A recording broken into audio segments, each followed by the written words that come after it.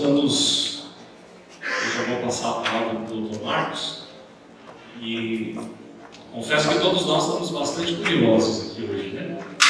Nós temos um estudo bíblico de quinta-feira e surgiram várias perguntas sobre criacionismo, evolucionismo e coisas assim, então eu creio que teremos muitas perguntas. O nosso combinado é o seguinte: eu gostaria muito que ele se apresentasse, até porque o currículo dele é bem vasto, ele tem vários trabalhos, ele vem lançar o livro dele aqui conosco também. Então, eu gostaria que ele falasse um pouco, né, da sua vida, da sua carreira, da experiência. Nós estamos muito curiosos para saber o que significa, o que é o Discovery Mackenzie, e eu creio que ele vai poder tirar a curiosidade aí de muita gente. E também falar, né, do design inteligente, todo o seu conteúdo do livro. Então, fique à vontade, a casa é sua, Deus te abençoe e te use nessa noite.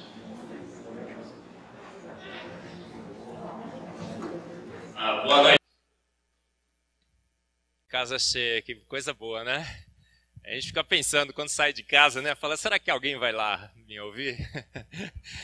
E quando a gente chega, né? A gente chega normalmente mais cedo, né? O pessoal fala, nossa, acho que não vem ninguém, né? Mas quando a gente olha e se levanta e vê tanta gente no sábado à noite, a gente vê que a esperança ainda não acabou, não é? Porque esse mundo está perdido, não está? De cabeça para baixo, não está? O que era bom se tornou ruim. O que era ruim ficou bom, ótimo. Não é assim? Os valores não tem mais valor na realidade. Os valores estão perdidos, completamente perdidos.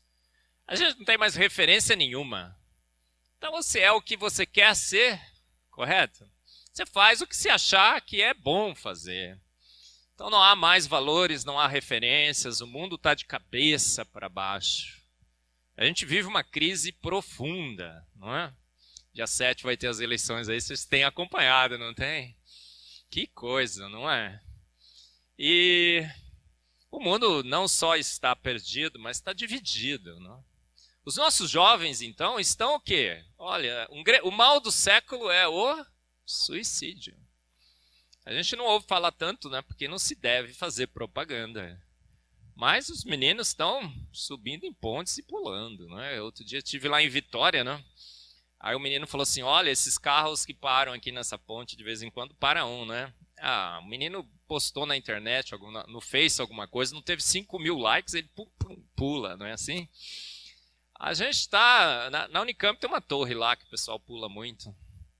E realmente, por quê? Porque perdemos o norte, perdemos o sentido da vida. A vida não faz mais sentido algum. E tudo isso é resultado do quê? Resultado de uma consciência que se tornou quase geral, ampla e restrita, de que os chimpas são os nossos manos, não é verdade? Olha, se você evoluiu daquele, né, será que vale a pena viver, né? Que o nada, um dia pegou o nada, para nada, por nada, e do nada, naquela grande expansão, explosão e tudo mais, que a gente chama de Big Bang, né? Criou tudo, criou você. Aquela percepção de que uma ameba um dia surgiu nesse planeta, naquela sopa ácida escaldante, lá Stanley Miller, não é? E naquela sopa surge uma ameba. E aquela ameba vai evoluindo, evoluindo, e dá em você. Você é o quê? Uma ameba evoluída. Olha quanta ameba evoluída que veio hoje à noite, né, pastor Márcio? E olha só. E aí os nossos jovens, entram nas universidades. Hoje é aos montes. Eu lembro que no meu tempo, né, quando entrava um jovem na universidade, a gente tinha um culto de ação e graças. Entrou um jovem na universidade, vamos fazer um culto de ação e graças a Deus, porque hoje se a gente fizer isso vai ter que ter a semana toda, não é? E programar para o ano inteiro, mas então 1/3 dos jovens hoje que entram nas universidades brasileiras se declaram cristãos. Agora, as catedrais brasileiras se tornaram o quê, né, Marcos? Eu coloquei no meu Face recentemente um vídeo lá. As catedrais do darwinismo, do marxismo, do ateísmo. Não é assim? Financiadas com recursos públicos. Com dinheiro e os impostos que todos nós pagamos, você e eu. E aí os nossos meninos entram lá e o que acontece com eles? As estatísticas mostram hoje no Brasil que 2/3 dos jovens cristãos sairão das universidades ateus. E piores ateus do que os ateus, que nunca estiveram entre nós, porque aí sai e já conhece todos os nossos problemas, né? Todas as nossas indagações e tudo mais, aí sai falando mal da gente, porque conhece a gente por dentro, né? A gente não é gente boa, né? Deus nos faz. Então, o que acontece? Olha só, estamos perdendo os nossos jovens. A sociedade está de cabeça para baixo e tudo mais. Por quê? Porque há uma percepção de que Deus está morto. Um homem matou Deus. Ele escreveu um livro. Há 150 anos atrás, 1859, um homem escreve um livro, A Origem das Espécies, que fala de tudo menos da origem das espécies. Não sei se você já leu o livro. Um livro sem evidência experimental nenhuma, sem dado nenhuma. Darwin mesmo fala, eu tenho apenas 2 sugestões, especulações, conjecturas. 2. E aí esse livro muda a ciência. A ciência agora fecha os seus olhos para Deus, para o sobrenatural. E aí ela vai explicar tudo com matéria, energia e espaço.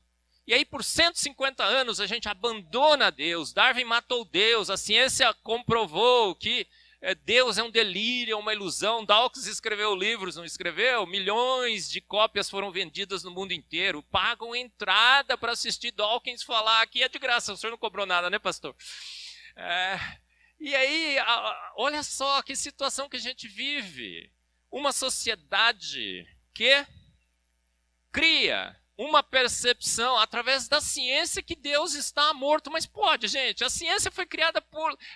Quais são os 2 pressupostos maiores da ciência? Os 2 fundamentos maiores da ciência. A gente sabe, né, que a ciência nasceu com a percepção que o homem teve um dia de que havia um Deus. Um Deus consciente, consistente, coerente, contingente. E o universo era contingente e ele regia esse universo com leis imutáveis, eternas. Então valia a pena fazer ciência.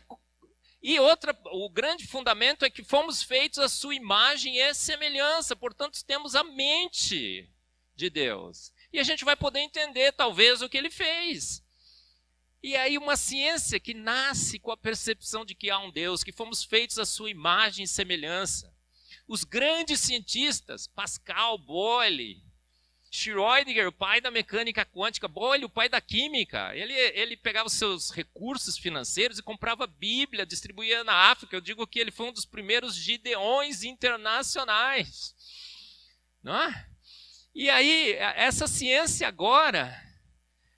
a ciência que criou as principais universidades do mundo, com a percepção de que havia um Deus. A gente comemorou 500 anos da Reforma, né? Quem é que incentivou o ensino, a ciência? Os homens que criam em Deus. As maiores universidades brasileiras, a Mackenzie, a melhor do Brasil, não é? Todas nascem com a percepção de que há um Deus. E aí a gente pega e mata Deus, tira Deus da ciência, fecha os olhos para o sobrenatural, vamos explicar tudo com matéria, energia e espaço. E a nossa sociedade é influenciada por essa ideia. Aí publicam artigos na Folha, o Ellis Schwartzman outro dia, quando a gente lançou o Discovery Mackenzie, ele publicou um artigo, como podem questionar a evolução, porque ela é mais lei do que a lei da gravidade. Mais lei do que a lei da gravidade. Gente, a gente tem essa ideia coletiva e a nossa sociedade tem sido influenciada por ela. E deu no que? Deu. Não foi? Deu no que? Deu. Aí você olha para o lado e fala assim, por que está tudo assim? Porque um dia um homem propôs que Deus não existia mais, matou Deus, a ciência matou Deus. E dentro da academia, dentro da mídia, Carl Sagan, o que Carl Sagan fez? Doutrinou gerações no ateísmo, no materialismo. Eu falo no meu livro, Não Fomos Planejados, um pouco dessa história. A mídia está dominada, a academia está dominada. Tudo parece que ao nosso redor está dominado por essa ideia de que não há nada mais do que matéria, energia e espaço. Deus é uma ilusão, um delírio, não sei porque, o que é que vocês vieram fazer hoje aqui à noite, nessa igreja, não é assim, pastor? Olha aí, nós somos o quê? Fanáticos, irracionais. Não é? Perdidos numa ilusão. Dá uma olhada, quanto iludido aí do seu lado. Não é assim que a gente, não é esse o mundo que a gente vive? Mas há esperança. O jogo não terminou. Parece que Deus, né? Eu costumo dizer que Deus às vezes tira uma onda. Pode falar isso, pastor, que Deus tira onda? Ele deixa, ele vai dando corda. Não é assim que Deus faz. Eu gosto de Deus porque ele é assim. Não é um sujeito, eu não sei como é que você vê, ou vê, né? Eu vejo ele assim, um cara que tira onda. É um cara assim, meio divertido, né? Ele não é aquele. Às vezes você fica achando que Deus é um cara sério, carrancudo e tudo, mas não, Deus tira uma onda. E ele vai tirando, né? Fala, não, deixa eu ver até onde ele vai, até onde eles vão, né? Mas chega uma hora que ele puxa a corda. E quando ele puxa a corda, sai de perto. Não é assim? Porque agora há esperança, porque depois de 150 anos, falou, chega. Dá de volta o que é meu. A ciência é dele. Foi criada por ele. Motivada por ele. Estabelecida os principais áreas da ciência por homens que criam e professavam a fé nele. A ciência não é dos homens, é de Deus. É um grande empreendimento que Deus criou para minimizar o sofrimento do homem, para que a gente conhecesse um pouco mais. A gente ama e se relaciona bem com quem a gente conhece. Aí aqueles casamentos que duram 40, 50 anos. Quem tem? Qual é o campeão aqui hoje à noite? Deixa eu ver. Quem está casado há mais tempo?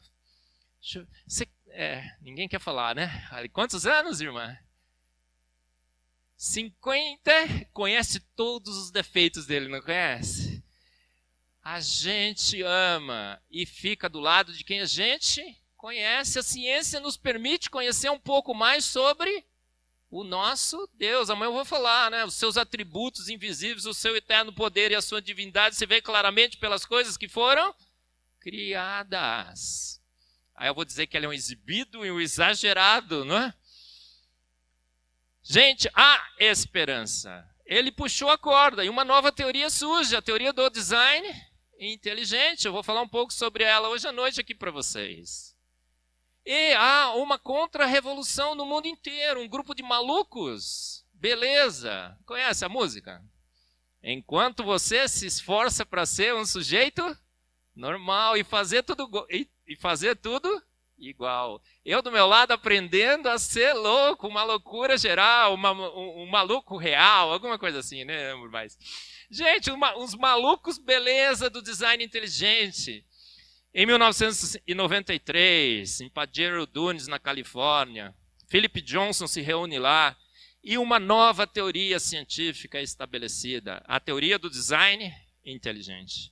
E ela cresce no mundo inteiro e chegou ao Brasil. Hoje nós temos a Sociedade Brasileira do Design Inteligente. O pastor falou para falar um pouco de mim, né? Então eu sou o presidente dessa sociedade. Nós temos mais de 2.000 membros, ela cresce assim, está crescendo cada vez mais. A gente quer chegar até 5.000 membros em 2020. Provavelmente a gente chegue antes de 2020 a 2000. A gente só quer ser a maior sociedade científica brasileira, só isso. E a gente tem 2.100 membros. Eu estou olhando aqui, a gente vai sair daqui com uns 2.200, né, pastor? Com certeza. E essa teoria científica fala o quê? Gente, chega, para, cansei, deu. Esgotou, faliu, morreu. Há hoje evidências claríssimas, incontestáveis, indesculpáveis de que uma mente inteligente fez todas as coisas. E é uma universidade maluco, beleza, também, não é? Aqui no Brasil, a Universidade Presbiteriana Mackenzie, pioneira. Vocês sabem, né? O primeiro gol oficial de futebol no Brasil foi feito por um jogador da Universidade Presbiteriana Mackenzie. A primeira reitora do Brasil, Mackenzie. O primeiro time de basquete, Mackenzie. A primeira aula de educação física para meninas, garotas, Mackenzie. E o primeiro núcleo de ciência, fé e sociedade que promove no mundo todo o debate entre o design inteligente e a evolução, Universidade Presbiteriana Mackenzie. Então é esse o Discovery Mackenzie, viu, pastor Marcos? Ô Marcos, tem um nome lindo, não sei se alguém já falou isso para você. E aí o Discovery Mackenzie é estabelecido, demorou um certo tempo, mas eu cheguei, a partir de 11 de junho desse ano, eu estou lá coordenando o Discovery Mackenzie. E o que a gente quer fazer? O embate científico, quer colocar as duas teorias frente a frente. A gente quer mostrar que a boa ciência se faz confrontando dados com teorias, não fechando pactos, não correndo atrás de uma ilusão naturalista, não defendendo cosmovisões, mas colocando as duas teorias frente a frente. Então é isso que o design inteligente quer fazer.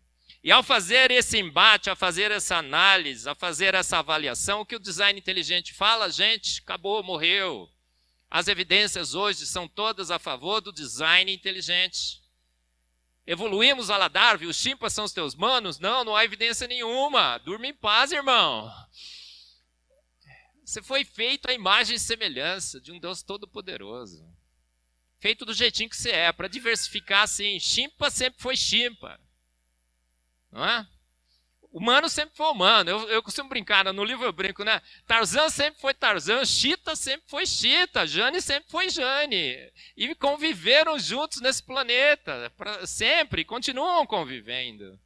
Então é isso que o design inteligente quer fazer, o Discovery Mackenzie quer fazer. E o que a gente tem feito lá, tem publicado livros, traduzido livros, começamos agora a fazer programas para o YouTube, vamos na TV, a gente vai lançar o Journal of Intelligent Design, que é uma publicação científica, planos e mais planos para, ainda mais, estabelecer a Universidade Presbiteriana Mackenzie como a melhor universidade do Brasil. Olha, eu não tenho nenhuma restrição de falar isso. Olha, eu fui pesquisador da Universidade Estadual de Campinas, por 40 anos eu estive lá. 40 anos. É que eu comecei com 3 aninhos, viu? E conheço as universidades públicas brasileiras, conheço as grandes universidades no mundo. E, olha, o maior orgulho que eu tenho é chegar aqui e falar assim, sou um mackenzista hoje. Olha só. Orgulho santo de participar dessa universidade. Em poucos meses aprendi a respeitá-la, a admirá-la, desde os simpósios Darwinismo hoje, promovidos pelo Augusto Nicodemos, e agora com o Davi, com o Benedito. Há um ministério, há uma grande obra. O que a gente quer fazer? Defender teologias, filosofias? Não, defender ciência, a boa ciência. Por quê? Porque a ciência é um empreendimento que nasceu pela vontade de Deus, a ciência é dele. E a boa ciência nos aponta o quê? Para Deus. Então, o que nós vamos fazer hoje? Hoje vamos fazer exatamente o que o Discovery Mackenzie quer fazer, o que o design inteligente quer fazer. A gente vai colocar Darwin frente a frente com os dados. Na realidade, a gente vai fazer um embate do design inteligente contra a evolução.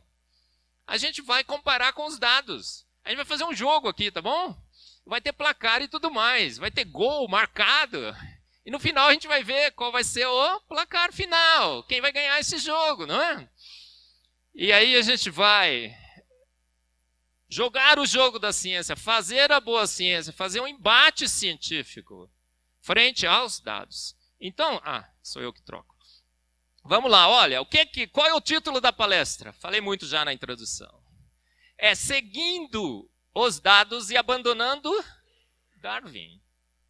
Esse foi o título de um dos nossos congressos, que acabou de ser realizado em Uberlândia. 800 pessoas estiveram lá com a gente. Então, o Discovery Mackenzie promoveu a Sociedade Brasileira do Design Inteligente. A gente tem feito simpósios, congressos pelo Brasil todo, e cada vez mais e mais pessoas se achegam do lado da verdade. Por quê? Porque conhecereis a verdade, e a verdade vos libertará. Conhecereis a verdade, e a verdade vos libertará. Sem querer fazer qualquer campanha política. Mas é a verdade dos dados que nos liberta. A gente tem que seguir os dados, não tem? E danem-se as implicações. Os dados são o chefe absoluto da ciência e a gente quer seguir estes dados. Então, o que o design inteligente está falando? Gente, se a gente seguir os dados, o que acontece? A gente deve abandonar Darwin. Será que isso é verdade? Vamos colocar o design inteligente frente a frente com a evolução. E a gente vai ver o embate científico do século. Do lado da evolução, nós vamos colocar Darwin. Do lado do design inteligente, Michael Behe. Eu vou contar um pouco quem é Michael Behe para vocês. E que ganha a melhor teoria. E por que é o embate científico do século? Porque é o que eu falei no início, gente, é a percepção que temos de nós, do que somos, da onde viemos e para onde vamos, que molda a nossa sociedade. O centro é de fé, ciência e sociedade. Por quê? Porque é o que a ciência fala que influencia a nossa fé e que molda a nossa sociedade. Estamos nesse caos porque Darwin matou Deus. E a gente quer ver se isso é verdade ou não, tá bom? Então vamos ver. Gente, em 2008, a Super Interessante publicou essa revista e colocou na capa esse título, bastante provocativo. Eu falo dele sobre essa reportagem no meu livro também. E o que ele está falando ali? Darwin, o homem que matou Deus. E ele está dizendo assim, há 150 anos Darwin provou como a vida surgiu nesse planeta, sem a intervenção divina. Gente, Darwin provou como a vida surgiu, nem sequer sobre a origem da vida. Darwin fala no livro. E ele, como eu falei para vocês, ele não tinha evidências, ele fez conjecturas, postulações, ele postulou uma teoria. E aí a revista põe Darwin, o homem que matou Deus, porque ele provou como a vida surgiu sem Deus. E agora a gente vai explicar tudo, vai lendo lá, você vai ver. A gente vai explicar tudo com essa teoria. Tudo, até, eu costumo dizer, né, até a piedade de Madre Teresa de Calcutá. Outro dia saiu um artigo científico dizendo que aquilo lá foi uma tentativa da Madre de conseguir uma vantagem evolutiva. Pode. Qual seria? Ninguém sabe. Outro dia eu tive num debate na Universidade Federal do Rio Grande do Norte. A professora disse o seguinte, olha, tem características da cultura e do comportamento social humano que a gente não explica com a evolução. Por exemplo, o homossexualismo. A gente não explica com a evolução, explica. O cuidado dos mais fracos. Sabe, você manter o seu filho que tem síndrome de Down, não abortá-lo. A adoção de filhos dos outros e o suicídio. 4 aspectos que a gente não consegue explicar com a evolução. Então, o que nós temos que fazer? Eu falei, nossa, professora, tem que aceitar o design inteligente. E eu estava debatendo com ela estava defendendo a evolução. Ela falou assim, nós temos que saber que mesmo que a gente não saiba, foi a evolução que fez isso. E a gente tem que continuar procurando evidência de como ela fez essas coisas, mesmo que a gente não saiba, nem não tenha a menor ideia como ela fez. Gente, uma religião toma conta da ciência. Quando as evidências são contrárias, as coisas não batem, porque a evolução é adaptativa, tem que ter uma vantagem. Aí não tem vantagem nenhuma nessas 4 coisas que eu falei aqui, mas ela falou assim, não, temos que continuar. Então você quer explicar tudo, até o inexplicável.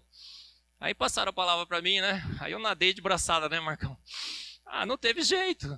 Gente, é assim. Darwin, o homem que matou Deus. Então Darwin vai ficar do lado da evolução. Vamos ver se ele consegue explicar tudo mesmo, tá certo? E ele vai jogar para o time da evolução. Agora, do outro lado da quadra, quem que nós vamos ter? O nosso campeão, o Michael Behe. Eu não sei se vocês já ouviram falar, mas em 1995, Michael Behe lançou o livro A Caixa Preta de Darwin. Vendeu milhares e milhares e milhares de cópias no mundo inteiro. Por quê? Ele veio com esse livro abalar os alicerces do darwinismo. O que ele disse? Gente, nós estamos só comparando bicos de passarinhos, morfologia de ossinhos. O que a gente precisa fazer? Parar de fazer essas coisas. Vamos analisar esses processos do ponto de vista atômico e molecular. Vamos usar química e bioquímica. E aí eu delirei, porque eu sou um químico. Estou falando um pouco mais de mim agora, né, pastor? E química é tudo, e tudo é química, não é? Olha só, quem tem uns casaizinhos aqui, não rolou aquela química? Deixa eu ver. Não é? Aquela química assim, né? Tudo é química. E aí o que ele faz? Com a bioquímica moderna, ele abala os alicerces da evolução darwiniana. O mundo foi abalado por Michael Behe. E a teoria do design inteligente moderna fica conhecida, então, mundialmente, através desse homem. Ele esteve aqui no simpósio Darwinismo hoje, foi um sucesso, deu palestras pelo Brasil, esteve na inauguração do Discovery Mackenzie há um ano atrás. E o Michael Behe vai defender, então, o design inteligente. Esse livro foi traduzido para o português, está esgotado. Se você quiser comprar, entra na internet, você vai ver, não existe mais para vender. Outro dia tinha alguns livros na OLX, estavam pedindo R$500. E venderam. E aí, agora nós estamos traduzindo pelo Discovery Mackenzie. O que a gente faz? Traduzindo os best-sellers do design inteligente. Botaram agora um cara bem legal para traduzir isso. Um cara, nossa, fantástico, sensacional. Agora, quem foi? Eu. Então, rapaz, Henrique, ficou legal pra caramba. Gente, eu não fiz esses slides lindos, bonitos, maravilhosos, não. Foi o Henrique que formatou para mim. Obrigado, viu, grande? Cara, Darwin matou Deus? Será? Vamos colocar o Behe contra o Darwin para ver se isso é verdade? Vamos colocá-los dois para uma queda de braço? Tá bom? E ver quem tem mais força nos seus músculos. Olha a situação como é que está, tá vendo? É isso que a gente quer fazer hoje à noite, tá bom? Olha, antes de colocar o Behe contra Darwin, o Behe vai defender a teoria do design inteligente, certo? Então você tem que saber um pouco mais do que seria essa teoria. O que é a teoria do design inteligente? Está colocada ali, mas eu vou falar rapidamente para vocês. A teoria do design inteligente é a teoria que diz o seguinte: por 150 anos, ficamos achando que só existia matéria, energia e espaço. A nossa única causa eram forças naturais. E a gente partia do pressuposto que só tínhamos forças naturais, investigávamos a vida e concluímos que foram as forças naturais que fizeram a vida e o universo. Pode, gente? Optávamos pela nossa única opção. Então já pensou? Chega no restaurante e fala, o que você quer comer? Olha, o que tem? Você fala, olha, tem macarronada e tem macarronada. Aí você fala, então eu quero macarronada. Conhece a piada do japonês, né? Que comia só feijoada, né? Aí um dia o rapaz falou assim para ele assim, olha, pede outra coisa, pede ovo frito. Aí ele falou assim, ovo frito, né? Aí o cara perguntou assim, com gema mole ou gema dura? Ele falou, feijoada, né? Não entendeu, né? Gente, feijoada, né? Só temos uma opção. Aí a teoria do design inteligente fala, não, mas tem duas causas possíveis. Ou foram as forças naturais ou foi uma mente inteligente. A gente tem que voltar a colocar a opção de uma mente inteligente de volta ao debate científico. A gente está agora no monopólio do naturalismo, não pode mais. A gente tem que colocar o design inteligente, a evolução frente a frente. A gente tem que colocar Michael Behe contra Darwin e fazer esse embate que a gente está fazendo hoje. É isso que a teoria do design inteligente apregoa.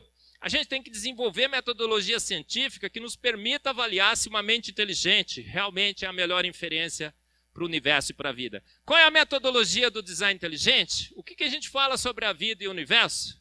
Primeiro a gente diz que é uma complexidade absurda, estúpida, fenomenal.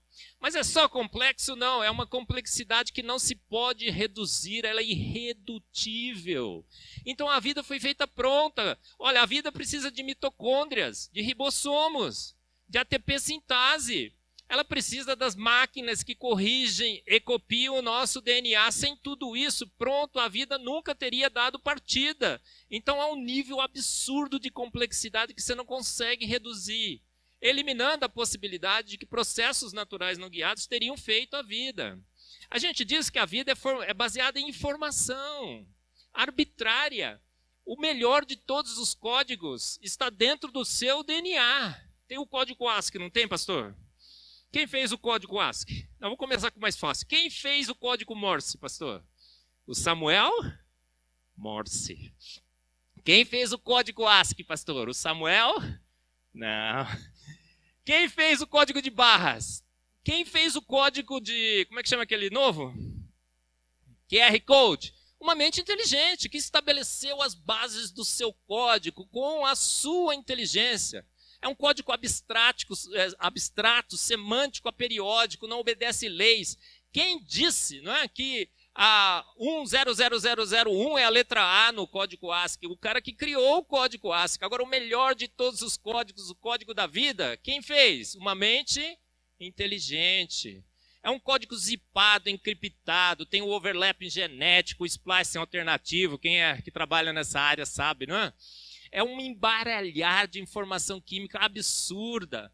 Por isso que você tem 20 mil genes, mas expressa mais de 1 milhão de proteínas. Um monte de informação que está silenciada, se precisa, ela pum, aparece. Não precisa mais, silencia. Incrível.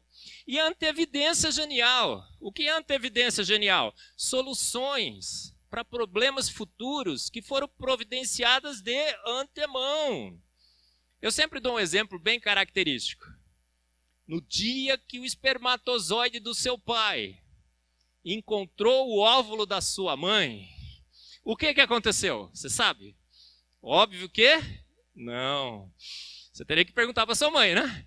Mas a sua mãe, pergunta para ela, ela sabe. Gente, no dia que o espermatozoide do seu pai encontrou o óvulo da sua mãe, o que aconteceu? Seu pai mandou quantos espermatozoides? Quantos? Milhões. Não é? A sua mãe, um óvulo só. Porque eu costumo brincar, né? Espermatozoide é macho. Né? E macho, né? Vai se perdendo pelo caminho. Para tomar uma, não é assim? Então, vai um monte. Um vai chegar. Uf.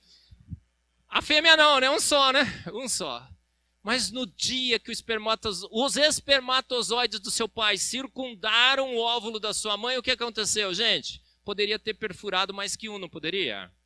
Se tivesse perfurado mais que um espermatozoide tivesse perfurado o óvulo da sua mãe, você estaria aqui hoje à noite? Com o irmão gêmeo sentado do lado? Não. Gente, gêmeo não é assim, né? Ou tem 2 óvulos, ou na subdivisão celular. Gente, se 2 espermatozoides do seu pai tivessem perfurado o óvulo da sua mãe, o que aconteceria? Sua mãe teria morrido de um tumor que cresceria dentro dela, você nunca estaria isso aqui, nem sua mãe.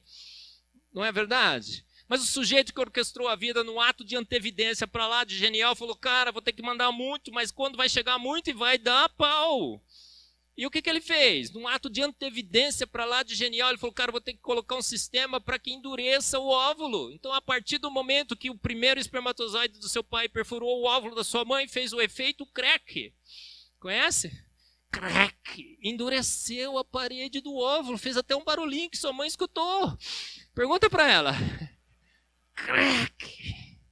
E aí o óvulo ficou protegido. Eu conto sobre isso no livro. Cara, é incrível, não é? Aí o primeiro ser desse planeta, a primeira mulher que engravidou a Darwin, o que aconteceu? Morreu de tumor, e toda a sua descendência. Antevidência para lá de genial. E aí o que a gente faz na teoria do design inteligente? A gente pega a vida e soma a complexidade, a informação e a antevidência. Calcula o QI da vida. É metodologia científica. É ciência na sua mais pura essência. E aí, se o QI é baixo, forças naturais. Ou zero abaixo. Agora, se o QI for alto, o coeficiente de inteligência do universo da vida, se eles forem altos, indica design inteligente. É isso que a ciência tem que fazer. Doa quem doer. Apoia quem apoiar. Não é? A gente tem que fazer ciência. Agora, qual é o QI do universo da vida, gente? É um infinito. E cada vez que a gente estuda, aumenta mais. Já viu aumentar infinito? Ei, Marcos? Mas aumenta mais. Gente, é que nem o Buzz Lightyear. O que ele falou? To infinity and beyond. É incrível aquele desenho. Não sei se você assistiu, né? Fantástico. To infinity and beyond.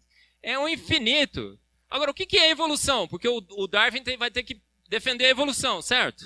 Gente, evolução é muito difícil de definir. Por quê? Porque a gente diz que se tem uma coisa que evolui, é a teoria da evolução. Cada novo dado, eles adaptam e vamos seguindo. E vamos seguindo, não é assim? Teve um encontro em Londres, em 2016, sobre uma nova reforma do darwinismo, porque eles sabem que faliu. E eles queriam colocar Lamarck de volta. Gente, Lamarck, aquela história de que a girafa esticou o pescoço para achar a árvore lá, que era muito alta, e foi esticando, pode? Mas a epigenética moderna falou, não, vamos colocar Lamarck de volta e tudo mais. Fizeram um esforço terrível para mudar a evolução, mas não deu. Acabou o congresso, tinha mais de 20 defensores do design inteligente participantes. Eles falaram assim, gente, 150 anos procurando evidências, não achamos. Tentamos reformar a teoria, não conseguimos. O que temos que fazer? Continuar procurando evidências. 150 anos. Fazem um congresso para tentar salvar a teoria. Chega no final, não consegue. E dizem que vão continuar tentando. Gente, e aí o que acontece? Olha, mas o que...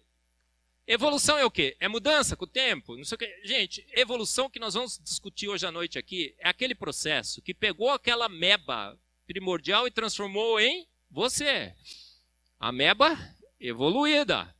Pegou um micróbio e transformou numa microbiologista. Esse é o termo mais geral quando a gente usa a palavra evolução. Microevoluções, adaptações, tudo bem, mas a evolução para se mostrar uma teoria científica decente que explique a vida nesse planeta tem que mostrar como que aquela ameba primordial deu origem a todas as diferentes formas de vida, não é assim? É claro que é. A gente vai nos debates aí, eles tentam sair com essa. Não, sabe, o olho perdeu a função, o peixe ficou cego. O siso não usa mais. Não é assim? Espera aí, a gente está perdendo os pelos. Olha a evolução, gente, perder pelo. Eu quero ver como é que o pelo surgiu. Eu quero ver como o olho surgiu, não é? A gente quer saber como as coisas surgem. E aí, quais são os mecanismos que a evolução usa? Mutações?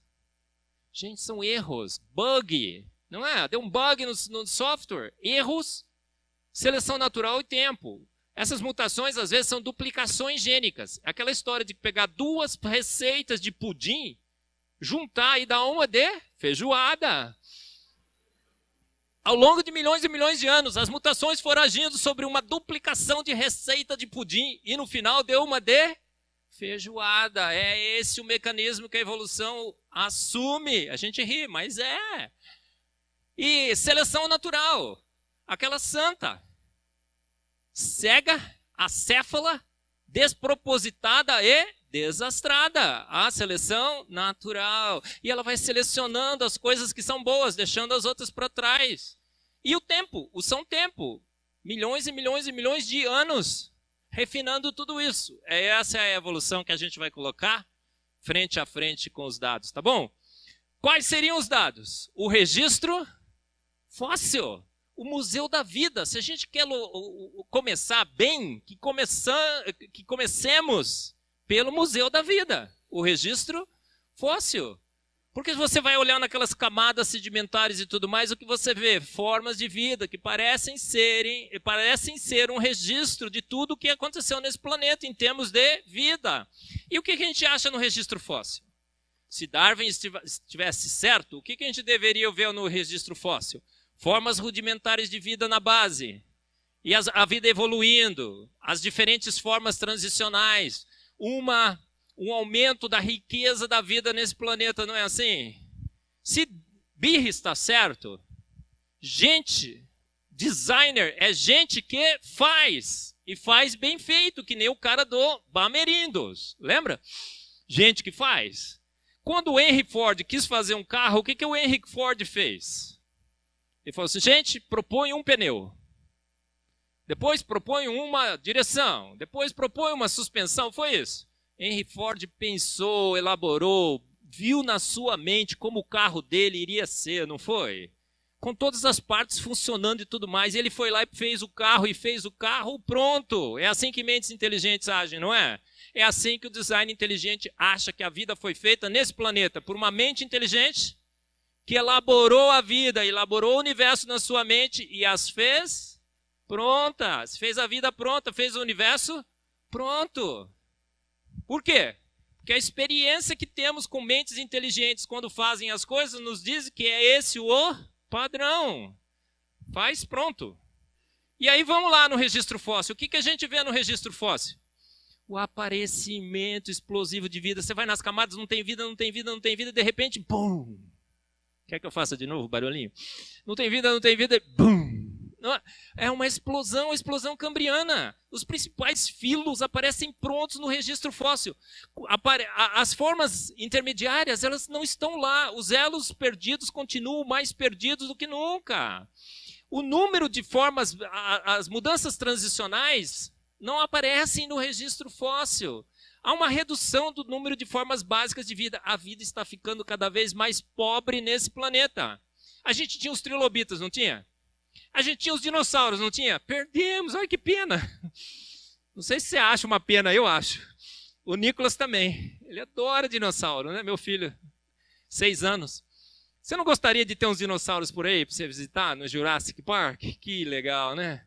Os mamutes se foram, gente. Se a gente ficar nesse planeta, dizem, só sobrarão as baratas.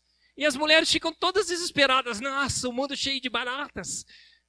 Descanse em paz, irmã, porque só sobraram as baratas. Você já está extinta. Entendeu?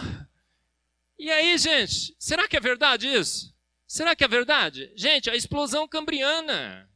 Olha, o Stephen Meyer, acho que é o próximo, né? Ó, ele diz o seguinte, se você reduzir todo o tempo que se acredita que a vida existiu nesse planeta em 24 horas, a explosão cambriana corresponderia a 2 minutos, é um piscar de olhos evolutivos.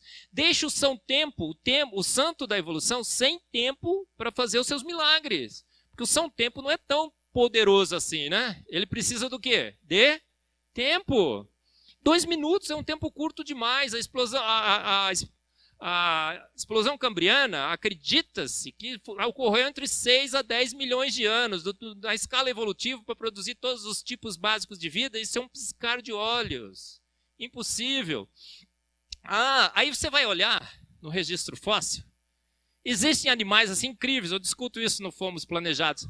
A libélula, por exemplo, você vai olhar no registro fóssil, não tem libélula, de repente, bum, a libélula aparece pronta. E o pior, pasmem, as primeiras libélulas tinham quase 1 metro de comprimento.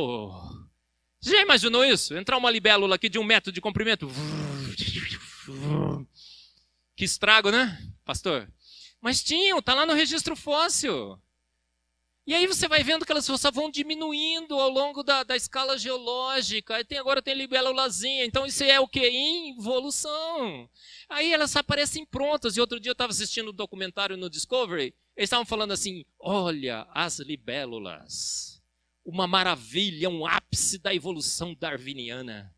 Porque a evolução fez um olho incrível, 360 graus. A libélula enxerga no visível, no ultravioleta, no IV.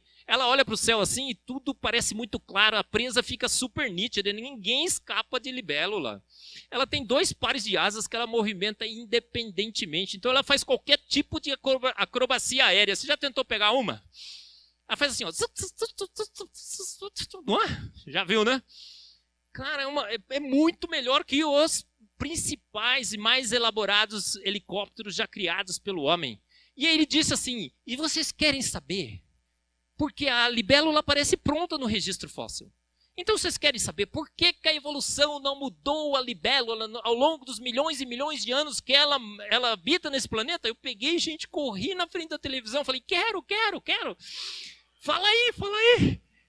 Aí ele falou o quê? Depois dos comerciais. Rapaz, aquela angústia. Fiquei esperando. Volta o programa. Aí ele conta, ele fala, a evolução não mudou a libélula ao longo dos milhões e milhões de anos. Sabe por quê? Porque ela fez a libélula pronta. No seu ápice evolutivo. Gente, aí eu fui dormir, descansar. Tomei um chazinho para acalmar. Gente, um processo acéfalo, desastrado, despropositado, baseado em erros. Pega agora a matéria inanimada e faz o ápice da visão e de estratégias de voo e conserva preservado no registro fóssil? Pode?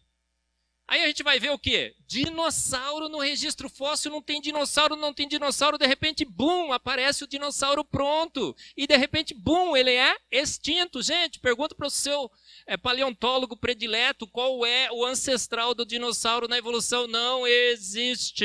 Eu discuto isso no Fomos Planejados. Algumas proposições, mas não tem dado nenhum que evidencie isso. O bicho... Dinossauro é uma coisa incrível, não é?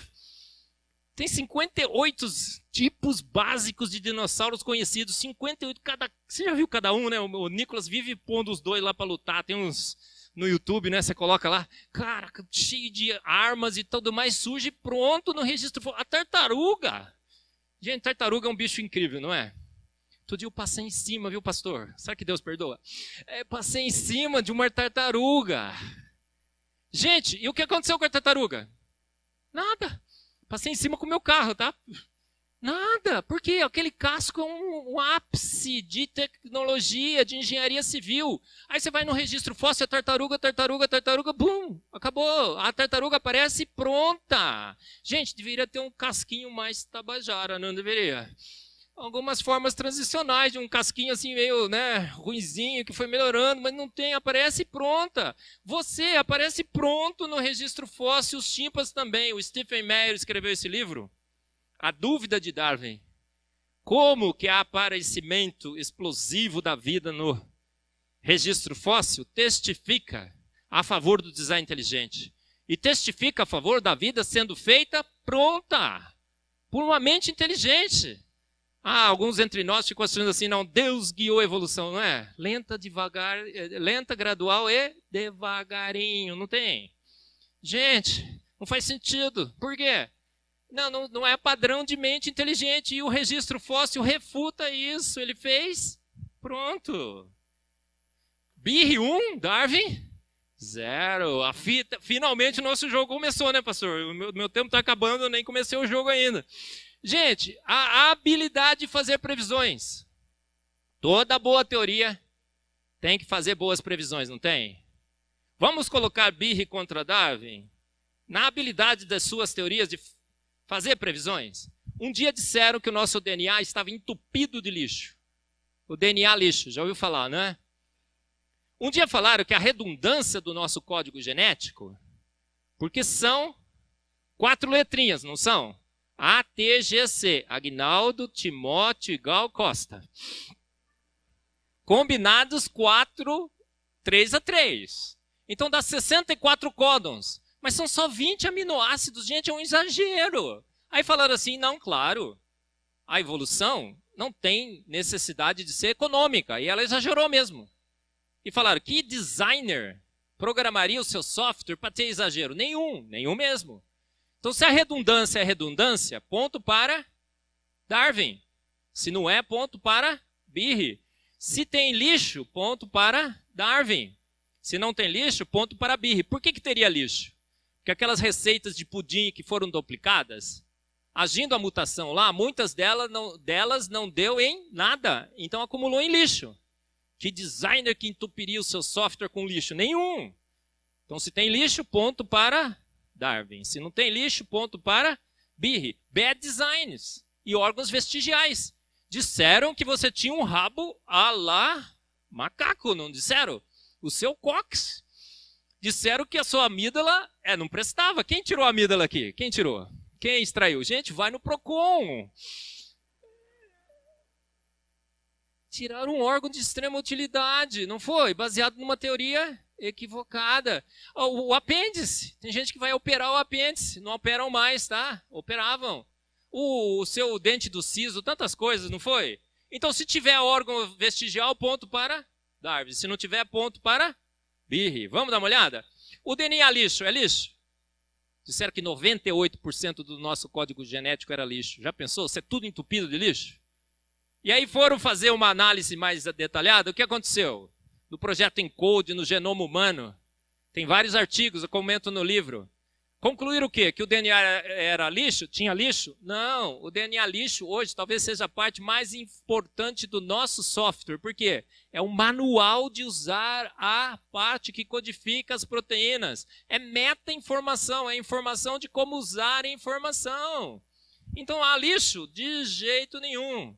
O Jonathan Wells esteve aqui no Brasil, a gente trouxe aqui no Mackenzie, levou para algumas cidades brasileiras, falando sobre o mito do DNA lixo. É mito. O que foi então para o lixo? A teoria que previu o lixo. Então o que nós temos? Birre, 2. Darwin, 0. O jogo está ficando bom, tá? A redundância do nosso código genético. 20 aminoácidos, 64 códons. Não precisava de tudo isso, né? Foram avaliar a redundância do nosso código genético. Gente, a redundância do código genético é exagero? É redundante? Não. Descobriram que temos códons diferentes para especificar o mesmo aminoácido, porque proteínas são fios proteicos que precisam se autoenovelar. E proteínas diferentes precisam de velocidades diferentes de síntese para ter tempo suficiente para se autoenovelar corretamente. Então, a redundância genética é um controle cinético da síntese das ligações peptídicas para que proteínas diferentes se enovelem corretamente. Entendeu, irmão? Diga amém. Pastor, não ouviu um amém nessa igreja? Controle cinético. Coisa incrível, não é? Você não entendeu por quê? Porque é estupidamente sofisticado e inteligente. Quem sabe química um pouquinho, como eu, diz o quê? Chega assim e fala, uau, que cara 10, fantástico, magnífico. E a gente fala, quão grande é o nosso Deus. Deus, somente Deus. Digno de todo o nosso louvor e toda a nossa adoração. Eu costumo dizer que o homem natural já é indesculpável, Romanos fala isso, Paulo fala, mas o químico então, nossa, né? O químico que chegar perante Deus e fala assim, nunca te vi, ele fala, ô cabeção. Conhece a propaganda, né? Da TV. Ô cabeção, cara, você não viu a redundância, você não viu as forças fortes e fracas no núcleo, você não viu os orbitais moleculares, a equação de Schrödinger, mecânica quântica, cara, você não viu? Próximo? Não é assim? É incrível. Então, gente, Birre 3, Darwin, mas vai ficar pior, prepare-se. Disseram que tem bad designs, que o seu olho... Outro dia eu fui aqui na USP, Ribeirão. O professor começou a palestra dele dizendo assim, Marcos, não sei como você critica a evolução e fala que foi um cara inteligente. Que cara inteligente que faria um olho humano tão ruim, Tabajara? Aí ele disse o seguinte, não usou o termo Tabajara, mas mais ou menos é isso que ele falou, né? A gente tem a retina invertida, olha que coisa horrível, e tem um ponto cego. Gente, o cefalópodes tem um olho muito melhor que a gente. Gente, isso é mentira ou verdade? Mentira. Teu olho é ruim? Tem ponto cego. Você está enxergando o ponto cego aí? Dá uma olhada. Não, por quê? Porque os pontos cegos existem, mas eles estão em posições diferentes nos seus dois olhos, então você não vê. A retina invertida é uma proteção de excesso de luz. Os cefalópodes enxergam bem? Que nada, nem colorido eles veem. Os cefalópodes enxergam em tons de cinza, 50 tons de cinza. Olha, pastor, um monte de mulher rindo aí, olha, tudo assistiu o filme, ó. A minha também. Gente, os cefalópodes têm retina invertida? Não. Por quê? Porque não tem muita luz. Mas quem fala que assim, olhos de águia? A águia tem retina invertida. O seu olho enxerga 10 milhões de tonalidades de cor. Você já viu um negócio desse? Já falei sobre tudo isso. Então, Birre 4, Darwin 0. O seu olho é fantástico. Disseram que o apêndice era um órgão vestigial. Artigos recentes, eu falo sobre isso no livro, mostram que o apêndice é uma bênção. Por que é uma bênção? Porque às vezes você come alguma coisa estragada, não come? E aí você tem aquela coisa que também é uma bênção. Você sofre de diarreia. E diarreia é uma bênção, irmão. É uma lavagem a jato. Faz assim, ó. Não é? Aí você se sente aliviado. Não é? Gente, diarreia é uma bênção. Se não tivesse a diarreia, já pensou? Você morria. Mas aí quando a diarreia ataca, você perde a sua flora intestinal. E aonde ela fica reservada, armazenada? No apêndice, é um reservatório de flora intestinal nos eventos de diarreia. Fazem parte, ele também participa do sistema imunológico e tudo mais. Então, a próxima vez que você tiver uma diarreia, você fala, Senhor, graças te dou pela diarreia. E também pelo meu apêndice, que está agora repopulando a minha flora intestinal. Você sabe que esses micro-organismos são essenciais para a sua digestão, não é? Incrível. Tem gente que estava operando o apêndice, gente. Sabe por que a gente tem apendicite? Culpa do sanitarismo. A gente tinha muito mais diarreia antes, agora tem pouca, e o apêndice fica lá sem uso. E aí ele dá pau, né? O apendicite é pouco uso do apêndice, sabia disso? As evidências Birre 5, Darwin 0. Gente, o seu cóccix. Se você cair de de traseira, né, no chão, o que vai acontecer? Eu falo pro meu filho que não pode falar aquela palavra, eu falo assim, fala nádegas, meu filho, nádegas. Se cair de nádegas no chão, o que acontece? Se você fraturar o seu cóccix, não sei se tem médicos aqui, né, tudo mais, sabem disso, você não levanta, ele é extremamente importante, ele sustenta uma quantidade incrível de músculos. E se você olhar com mais detalhamento, você vai ver que no fundo tem um músculo extremamente importante. Percebeu? Gente, o apêndice, o cóccix é um órgão vestigial, é um ossinho extremamente importante. Gente, a próxima vez que alguém falar que tem alguma coisa que não presta em você, o que você faz? Anátema. Vai de retro. Conhece essas expressões que todo cristão devia usar, né, pastor? Vai de retro. Conhece essa também, né? Gente, você é feito à imagem e semelhança. Você é a coroa da criação, não tem nada em você. Eu tinha uma lista uma vez de mais de 200 órgãos vestigiais. Você acredita nisso? Hoje essa lista virou pó. Virou pó. Darwin 6. Não. Birre 6. Darwin 0. Gente, explicar os bad designs é fácil. Agora eu quero ver um evolucionista me explicar por que você sorri. Dá um sorriso bem lindo aí. Olha. Cada sorriso lindo que tem nessa igreja, hein, pastor? Nossa, olha. Que lá é feio pra caramba, mas tudo bem. Gente, para que serve o sorriso do ponto de vista evolutivo? Ah lá, Darwin. Gente, se um bicho vai te pegar e você chegar assim e falar assim para ele, resolve. Gente, não resolve pra nada. É melhor ter cara feia, não é? Sorridente também não faz muito sucesso às vezes, principalmente com animais ferozes. Gente, você canta, não canta? Magnificamente bem. Você acha que canta no banheiro, né? Maravilha, não é? Gente, eu vivo colocando no meu Face, tem um menino agora do Cazaquistão, que eu sempre lembro, não lembro o nome dele, porque é muito complicado, mas o menino domina 4 oitavas e 9 semitons. Já viu um negócio desse? Ele canta, parece que é 5, 6, 7 pessoas diferentes cantando. Então ele vai do baixo ali, né, até o mais agudo dos tenores. É coisa incrível. Eu vivo colocando aquelas menininhas que chegam assim, né, no American Has Talent. Já viu esse programa, né? Aí a menina chega lá e fala assim, o que você vai cantar? Eu vou cantar uma ópera. Aí todo mundo, nossa, vai mesmo? Ela, sim, né?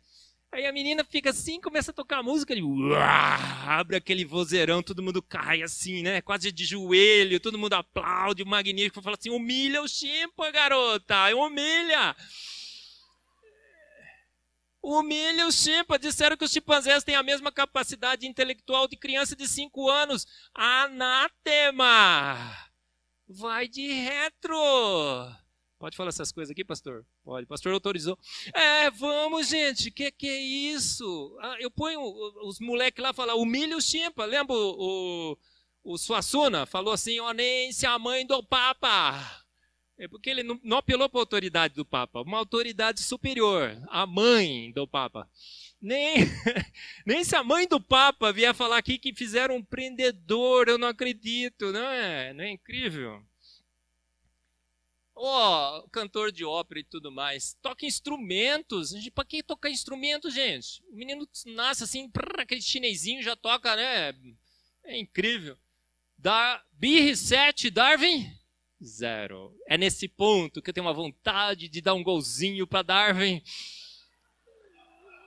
Uma vontade, Darwin. 7-1. Faria todo sentido, né? Mas não. Vamos continuar. Zumbi Science, o Jonathan Wells também falou sobre a ciência dos mortos-vivos. A gente está traduzindo esse livro, até o final do ano vai ser publicado pela editora Mackenzie, pelo Discover Mackenzie. Esse foi o primeiro de uma série de muitos. A ciência dos mortos-vivos.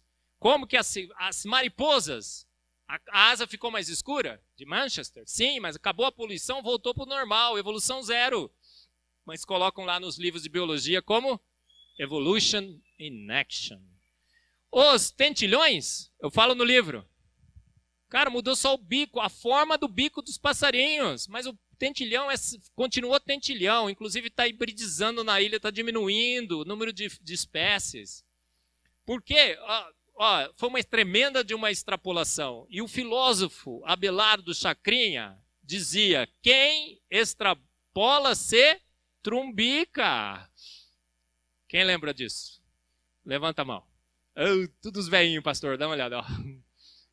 Que nem eu, né? Também lembro, né? Abelardo Barbosa, né? Ele aparecia, né? Quem? O que ele falava?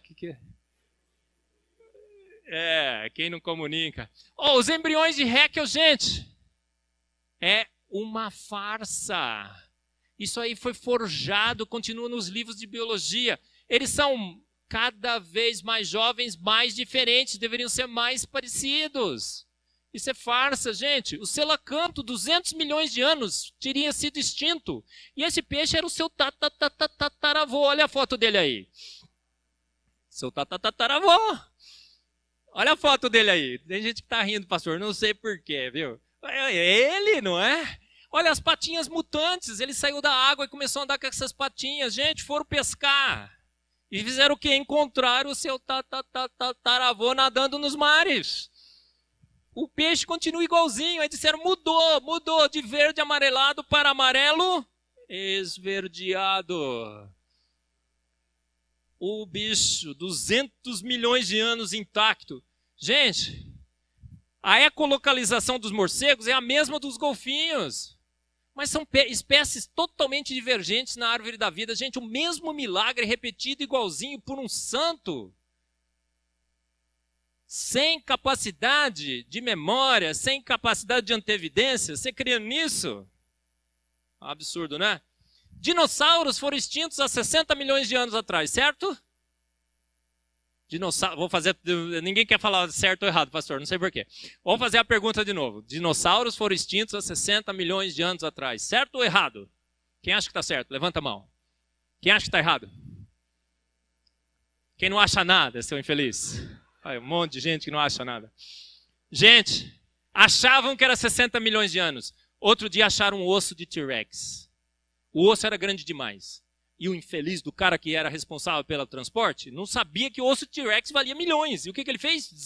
Serrou e botou no helicóptero. Aí a moça, quando chegou lá, nossa, o que você fez? Cortou o osso. Aí ela foi olhar o osso, cheirava mal. Porque ninguém nunca tinha cortado um osso de T-Rex. Tinha tecidos moles.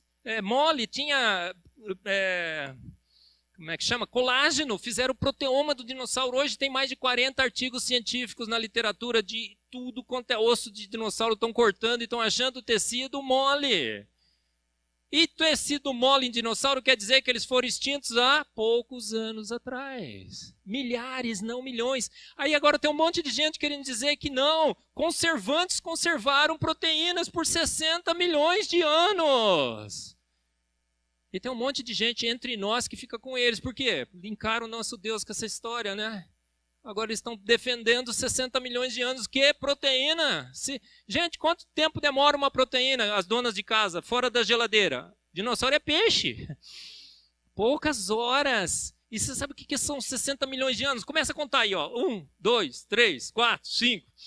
Gente, raios cósmicos batem no nosso planeta todos os dias. Falaram que era um conservante. Se for olhar as proteínas, os aminoácidos mais instáveis estavam intactos. Evidências fortíssimas de que dinossauros foram... Ó, você pisa num pré... Ó, deixa eu fazer outra pergunta, melhor. Você sente dor, não sente? Às vezes dói um monte de coisa, não dói? Às vezes dói o corpo inteiro, né? Aquele condor, né? Estou com dor. Aí você vai... Quem gostaria de não sentir dor? Quem gostaria de não sentir dor? Quem gostaria de não sentir dor? Levanta a mão. Gente, não faça isso. Quem já orou para Deus e falou, Senhor, tira-me todo tipo de dor? Quem já fez isso? Não faça essa oração, irmão. Por quê? Se você não sentisse dor, você estaria morto, provavelmente. A dor é uma bênção. Tem criança que nasce sem percepção de dor. O que acontece? Quando nasce a primeira dentição, ela morde a língua. Isso são casos reais, tá? Tira um pedacinho e fala, que legal. Põe a mão na chapa quente e fala, que tá cheirando, tá saindo fumacinha. Quebra o pé, põe duct tape, coloca a meia e continua jogando futebol. Pula, porque acha que é super-herói, né? O super-homem, pum, cai, levanta tudo quebrado e continua andando. As crianças que nascem sem a percepção de dor, a chance de morrerem antes de chegar na adolescência é altíssima, tem que ficar todo mundo tomando conta. Mas aí você pisa no prego, o que acontece? Você fala assim, nossa, pisei em alguma coisa. Nossa, está começando a doer. Não é assim? Aí depois de 15 minutos você fala, nossa, doeu muito. Tum, você tira o pé. Gente, você pisa é imediato, não é? Cara, mas assim, todo um sistema, você viu, de sinais elétricos, receptores, chega no cérebro, todo um comando que imediatamente, sem você perceber, tirou o pé, não foi? E onde dói mais, onde é mais sensível, dói mais. Todo garoto que já jogou futebol, né? A gente que joga também sabe disso. Não é? É incrível. Sem dor não há vida. Então, o primeiro sujeito que nasceu nesse planeta sem esse mecanismo se automutilou e morreu. Como as crianças. É só isso? Não, gente. Você sua, não sua? Pela sua pele. Aí você vai correr, sua. A temperatura do seu corpo permanece constante em 36,7 Celsius, não é? Um sistema incrível de controle de temperatura. Cai a temperatura, você treme. Por que você treme? Porque o atrito dos músculos te aquece. Incrível, não é? Tudo para controlar. Agora, você põe um chimpanzé para correr com você uma maratona, o que acontece? Ele morre. Por quê? De superaquecimento. Porque o seu sistema de suar através de uma pele pelada, sem pelos, é o melhor do planeta. Você vai na praia, sua, e tá numa boa. Caramba, mas aí, opa, olha só, né, as glândulas. Aí, a sua pele agora está desprotegida, você está suando. Mas aí você vai tomar sol, o que acontece? Gente, você é brancão, né? Brancão. O que aconteceu com você? Você perdeu uma bênção, irmão. A melanina. Sabia disso? A melanina é uma bênção. Quanto mais moreno você for, graças a Deus. Por quê? Os morenos, os negros, o que acontece? Vai na praia numa boa. Protegido, é um protetor solar natural, é a melanina. O negro envelhece menos, não é? Ele tem menos sinais de rugas, menos câncer de pele e tudo mais. Então, se você é brancão, você perdeu uma bênção, uma evolução. E aí, qual é o melhor tipo de cabelo? Cara, nossa, eu tenho esse cabelo lisinho, assim, franzinho, pequenininho, pouquinho. Gente, qual é o melhor tipo de cabelo? Black Power. É verdade. Por quê? Forma um capacete natural. Olha lá. E aí você sua pela pele, aquele vapor de água faz uma camada de vapor de água mais fresquinha. É um ar-condicionado natural. É incrível, né? E aí? Ó, estamos terminando, viu, pastor? Aí a gente passa para as perguntas. Veja só. Gente, para de bater o seu coração. Para de bater o seu coração. Para aí. Por uns 5, 6 minutos. Parou? Pastor, parou? Marcos, parou? Parou de bater o coração? Você não consegue parar de bater o coração. Por quê? Porque o sujeito que fez você falou assim, o cabeção vai ouvir essa instrução para parar de bater o coração e vai parar mesmo. Não foi? Então essa dádiva não lhe foi concedida. Agora você consegue parar de respirar, não consegue? Para aí. Por quanto tempo você conseguiria ficar sem respirar? 2, 3 minutos no máximo. Por quê? O sujeito que fez você fez o quê? Falou o seguinte, vou deixar ele parar de respirar. Por quê? Senão ele não fala. A fala depende do controle da respiração. Senão ele não canta, senão ele não toca instrumentos. Mas o cabeção vai querer prender demais a respiração. Não é? Ele vai mergulhar, por exemplo, vai ficar vendo os peixinhos lá, vai morrer asfixiado. Então o que ele fez? Com um mecanismo dentro de você que quando passa 2, 3 minutos, mesmo que você não queira, você é forçado a respirar. Sabia disso? Se você decidir se suicidar por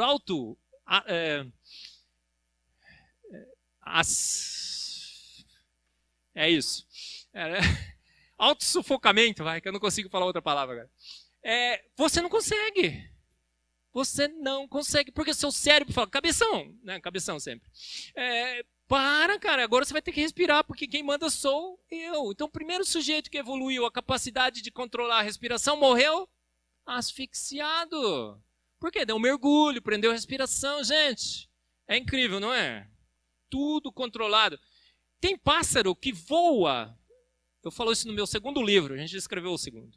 Está no Discovery, lá nos Estados Unidos. O Discovery Mackenzie é uma associação com o Discovery nos Estados Unidos. A gente manda gente para lá, eles mandam para cá, traduzimos os livros dele, eles traduzem os nossos também. E aí, o que acontece? Tem pássaros que eles ficam meses voando sobre o oceano. Então, ele não pode dormir, né? O que eles fazem? Eles dormem com metade do cérebro. Você já viu um negócio desse? Ele fecha um olho assim, essa metade, e a outra fica atento para não bater em nada, voando. E aí depois dorme com a outra metade. Olha só, tem essa mariposa, ela vive poucas horas. Eu costumo dizer que ela é born to sex. Born to sex. Por quê? Nessas poucas horas ele tem que achar a fêmea, é a obrigação dele. Ele tem que achar a fêmea. E a fêmea emite o quê? Feromônios no ar, para que ele ache. Se quiser, vai ter que me achar. Solta um perfuminho. Não é assim? As mulheres também fazem isso de vez em quando. E aí, ele a 11 quilômetros de distância. Esse bicho tem aquelas anteninhas que é SPME. Não sei quantos são químicos aqui? Químicos. Opa, 1, 2, 3. Solid Phase Micro Extraction. Conhece aquelas fibras? É uma fibra com um absorvente, ele consegue detectar uma molécula do feromônio no ar, no meio de uma mistura extremamente complexa, e vai lá e acha a fêmea, a sua espécie é preservada. A primeira mariposa que nasceu, a la Darwin, com essas características, morreu sem encontrar a amada. Olha que tristeza, não é? Gente, o ovo. Nasce o ovo. Quer dizer, nasce o ovo não. A galinha põe o ovo, né? Quem veio primeiro, o ovo ou a galinha? A galinha? A galinha veio com o ovo dentro, não é? E aí botou o ovo, mas o pintinho vai ficar lá 23 dias. Como é que ele respira lá dentro? Você sabia? O ovinho, tá vendo lá? Ele é todo perfurado, tá cheio de furinho. Tem uns canais com membranas, com tubos e tudo mais que fazem a transferência de oxigênio e CO2. O pintinho respira dentro do ovo por um sistema extremamente sofisticado e bem elaborado. A comidinha do ovo é certinha, ele vai comendo, comendo, comendo, chega em 23 dias, acaba, mas já chegou a hora de nascer. Já pensou se ele comia e morria de fome lá dentro? Já imaginou um negócio desse?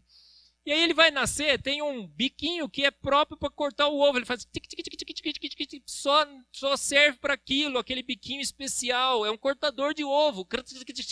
E aí ele, pum, aí ele tem etapas. Ele fura a membrana, ele respira. Ele faz uma primeira etapa, depois ele descansa. Se alguém ajudar um pintinho a nascer, morre. Você não pode, ele tem que se exercitar. Um sistema extremamente complexo, sofisticado, que não dá para se imaginar. Processos lentos, graduais e sucessivos. Então,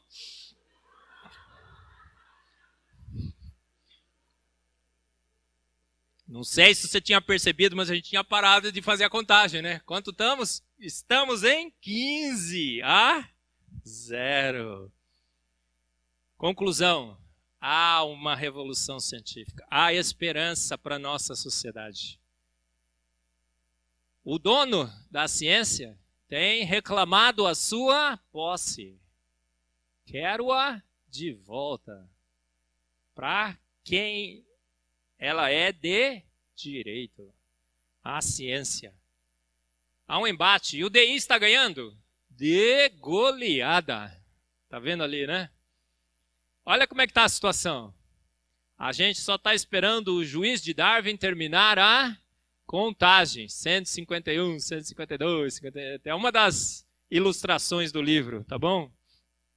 Olha como é que está o negócio, tá vendo? Olha o tornado da TDI. Olha a sandalinha de Darwin.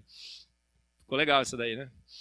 A carruagem do design inteligente tem passado. Os cães ladram, mas a carruagem passa.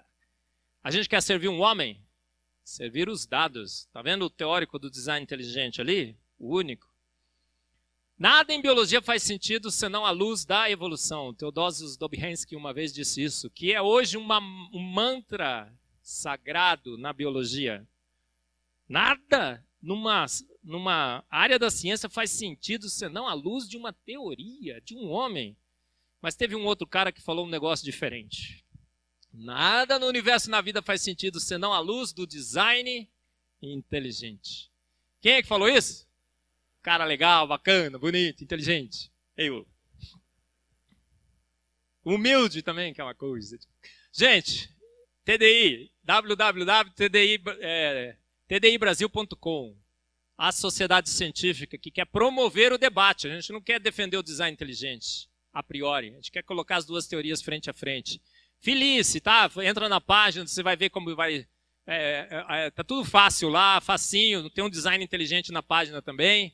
A gente está esperando você, tá bom? Se você é um estudante universitário de todas as áreas do conhecimento humano, ciência, filosofia e teologia, junte-se a nós, tá bom? Eu gravei 9 palestras pela editora Fial, no curso Fial de Lideranças. Se você quiser assistir, tem uma mensalidade bem baratinha lá, tá bom? Ao livro, Fomos Planejados. Gente, foram 7 anos escrevendo o livro. Eu escrevia, deixava na internet, os pentelhos entravam lá, né? Os ateus mimimis. Ah, tá tudo errado, assim, assim, assim, assim. Aí eu falei, nossa, o que realmente tinha umas coisas erradas. E consertava. Olha só que bom. E a gente foi por 7 anos escrevendo, refinando e tudo mais. 320 ilustrações no livro e tudo mais. Então é um esforço incrível que agora se faz realidade através do Discovery Mackenzie. Quem lançou, não é? O Discovery Mackenzie. Então, olha, a editora do Mackenzie vende o livro a R$120 na sua editora. Quando eu saio, eles me deixam vender pelo preço de custo. Então a gente está vendendo hoje por 75. Em 3 vezes, tá bom? Não é um livro barato, eu sei, mesmo com esse desconto, mas vale a pena. Então se você quiser levar, leve um para você, para o seu ateu predileto, para o seu filho que vai entrar numa universidade, ou que já esteja numa dela, seu amigo e tudo mais. Eu estava fazendo a revisão agora, porque a gente vai para a 4ª edição. Foi lançado em maio, já está na 4ª edição. Aí eu estava lendo para ver se eu achava uns errinhos. Eu consertei algumas coisinhas assim de forma. E aí depois de 4 edições, eu estava lendo e falei, que legal, tá bom. Parece que é bom, tá? Então, se você quiser levar... Olha, dá uma olhada no livro. Tem um pássaro, não tem? É um pássaro do paraíso de Wilson. É incrível esse pássaro. Olha a cabeça dele, ele tem um azul ali, né? Aquilo lá não é cor, não é corante, é um fenômeno de ótica e iridescência. O sujeito que fez aquilo sabia que a luz branca podia ser decomposta em diferentes cores. E aí ele cancelou algumas cores com efeito de interferência e enalteceu o azul com efeito de soma das intensidades. E esse é tão brilhante esse azul, que brilha no escuro. E tem uma cruz lá, não tem? Olha a cruz. É a cruz de Cristo que brilha nas trevas. O cara gosta ou não gosta de tirar uma, né, Marcos? E olha a cauda. Ela é dourada e tem o número 3. Pai, Filho e Espírito Santo. E ele fala de onde ele vem, porque olha só, esse aí é o ID Bird. ID Bird. Por que é o ID Bird? Porque tem um I ali, tá vendo? Nas costas. E o pinguinho amarelo. E o D. Intelligent Design. Percebeu? É incrível. Algumas ilustrações do livro. O cara que ilustrou. Terminei. Em 2008 eu estava na Unicamp, tranquilo, trabalhando. Eu tinha um dos maiores... Ainda tenho, tá bem grandinho ainda. Mas um dos maiores grupos científicos do Brasil, a gente tinha 55 pós-doutores, doutores e tudo mais. Tinha uma publicação, eu não sei, gosto de bater recordes, bati muitos.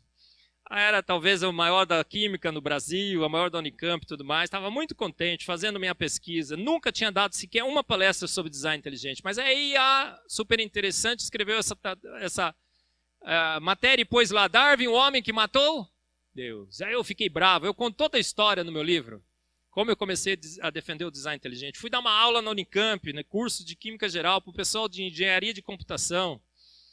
E aí, depois, comecei a estudar o design inteligente, a evolução, avaliar os seus postulados, a literatura científica e tudo mais, escrevi o livro e tudo mais, para agora, em 2018, 10 anos, chegar aqui, não é? Em São Caetano do Sul, da Igreja Presbiteriana, e falar para vocês o que, gente? Darwin matou Deus? Darwin morreu. Darwin está sepultado. A ciência sepultou Darwin. A ciência que é de Deus. E Deus?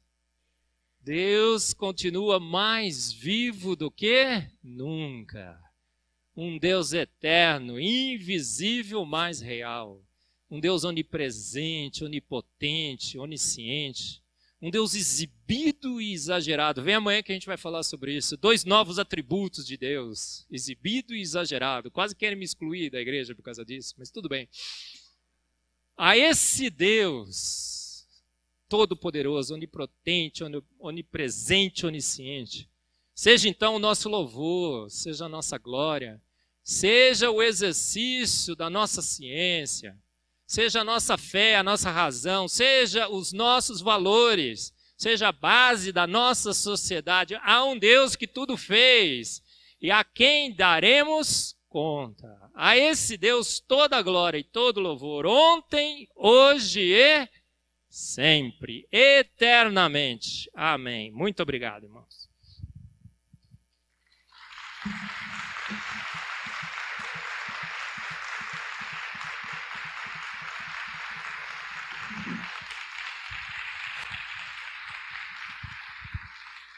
Sensacional, né? Muito bom. Temos alguns instantes aí para perguntas. Então, se você tiver alguma pergunta, eu vou pedir aos diáconos para poder levar o microfone e o doutor vai poder responder algumas perguntas. Eu creio que não dá para todos perguntarem, então vamos tentar ser o mais objetivo possível nas perguntas. Doutor Marcos, a questão da tal da teoria do Big Bang, o senhor vai falar isso amanhã? Amanhã. Até onde tem a ver com a evolução? Eu vou falar sobre a teoria do Big Bang amanhã. Olha, que o universo está em expansão e que talvez ele tenha tido início, acho que isso é incontestável e todo mundo aceita. O que se entende na realidade pela teoria da evolução, de um ponto de vista mais geral, não é? É que a partir dessa expansão, uma nuvem gasosa em expansão contra o nada criou o universo, é a evolução do cosmos. Então, quando eu falo sobre o Big Bang, eu falo do ponto de vista que todo mundo entende o Big Bang, né? Um processo que deu origem ao universo, que expandiu o universo e que nessa expansão, ao longo de milhões e milhões de anos, criou estrelas, criou planetas, asteroides, criou sistemas solares, luas e tudo mais, por um processo puramente não guiado. Tem gente que acha que Deus calibrou as forças da natureza para fazer isso. Aí eu costumo dizer, um professor, uma vez a gente estava debatendo, eu falei, professor, então Deus calibrou errado. Porque as forças naturais não têm essa capacidade. Eu discuto isso no livro, tem muitos teóricos do design inteligente que também seguem essa linha, de que as evidências são todas de que ele fez pronto, chamou pelo poder da sua palavra. E o que a gente entende por o processo da evolução do cosmos não faz sentido. Por quê? O Big Bang não tem mecanismo para a formação de estrelas. Decente, pelo menos, não tem. Não tem mecanismo para a formação de planeta. Acreção, flutuações de gravidade, ondas de choque. Não tem mecanismos para explicar a água no nosso planeta. Diz que foi São Júpiter que atraiu os blocos lá de um cinturão que dizem que existe, mas ninguém nunca viu. É um saci pererê.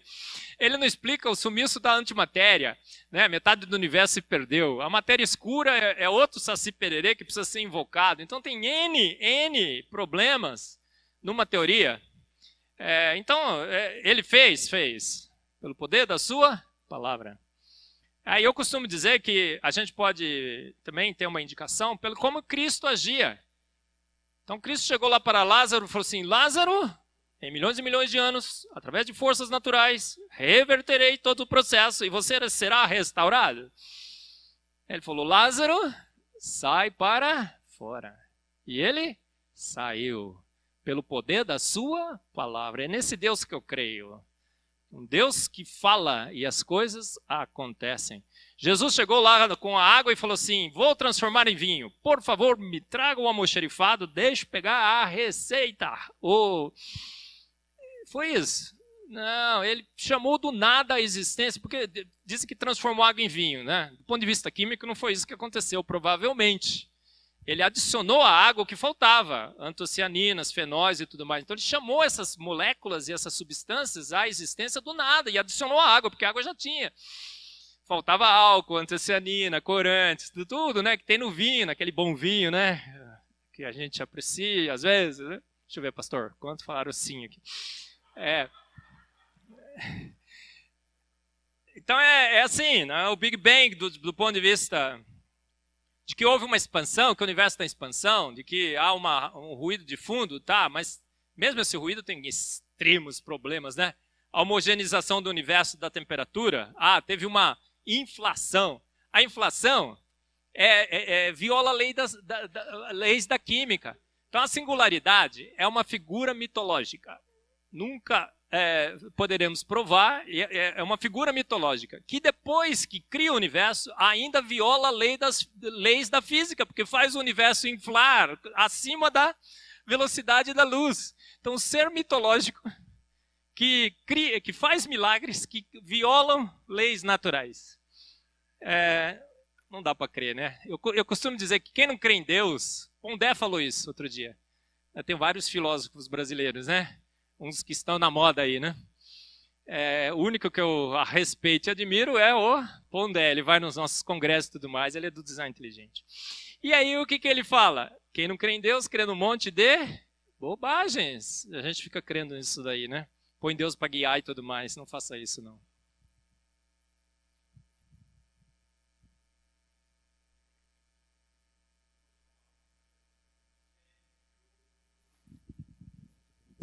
Queria saber, pelo que eu entendi, a sua posição é contra a seleção natural. Eu não sei como que você encara essa questão de a seleção natural muitas vezes é vendida, a evolução é vendida como seleção natural, né?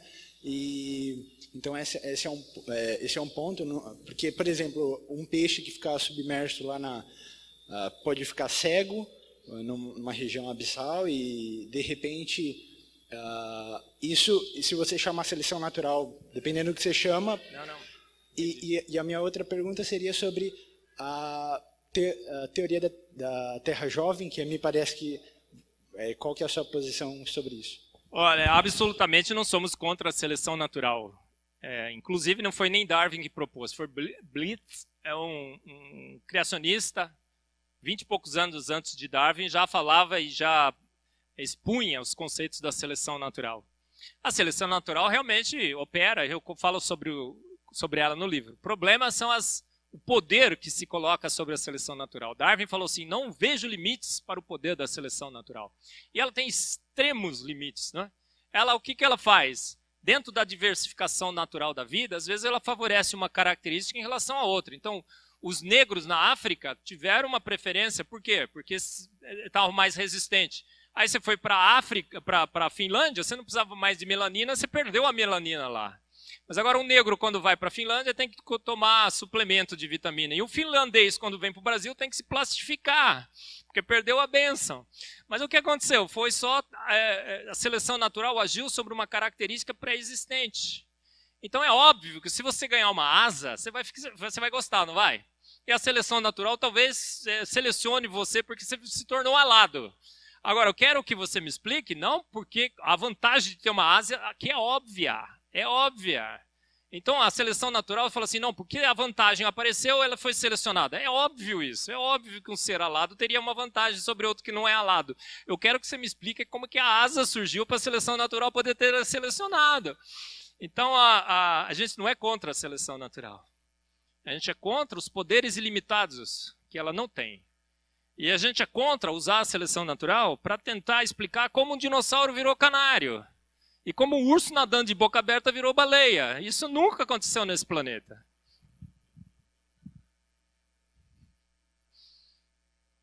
Tá ficando interessante, né? Quando levanta 3, 4 mãos assim, né?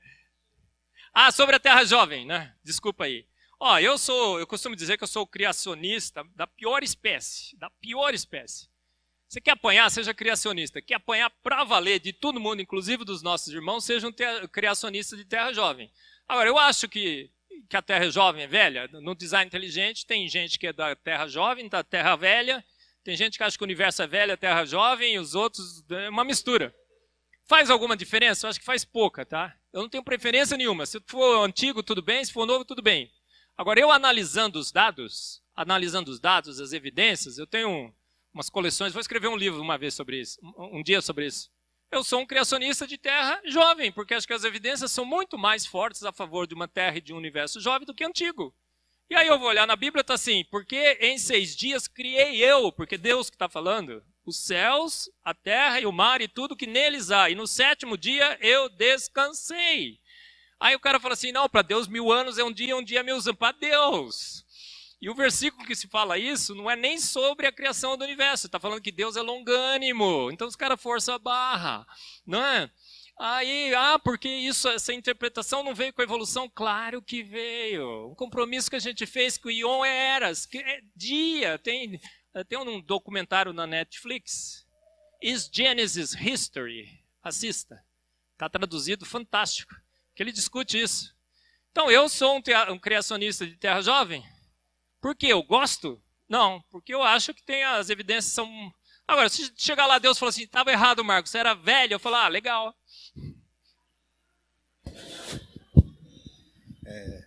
Doutor?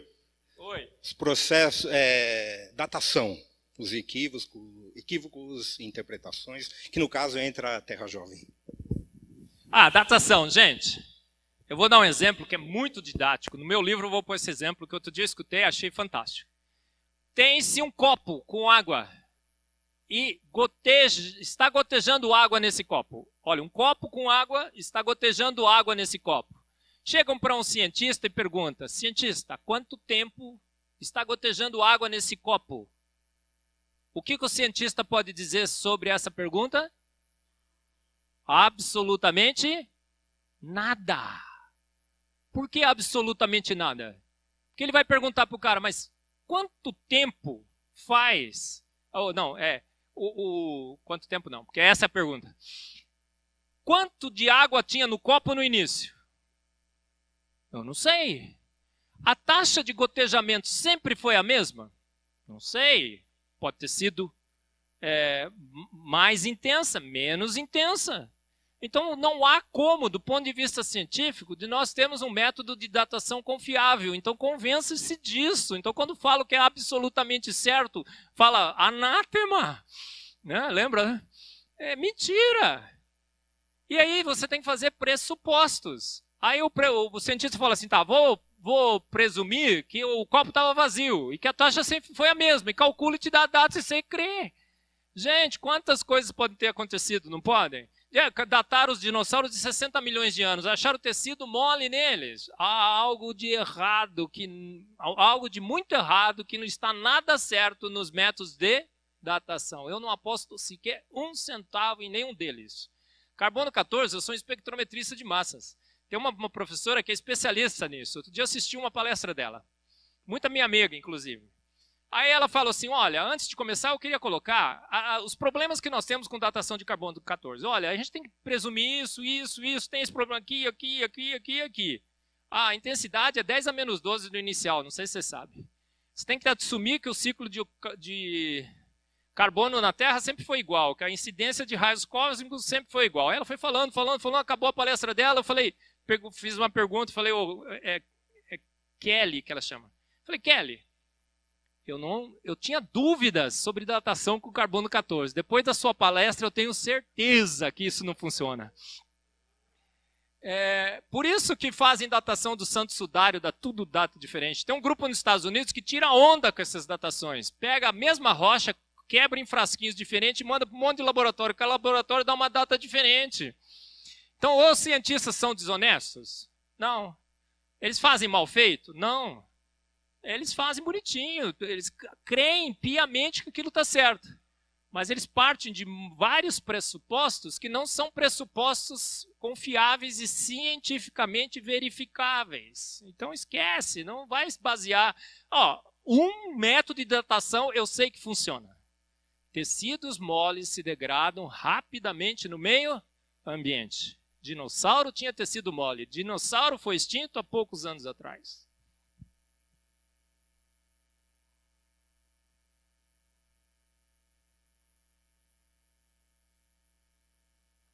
Legal, né? Esse assunto é interminável, por isso que eu gosto dele, viu, pastor? Viu, Marcos? Oi, fala, irmã.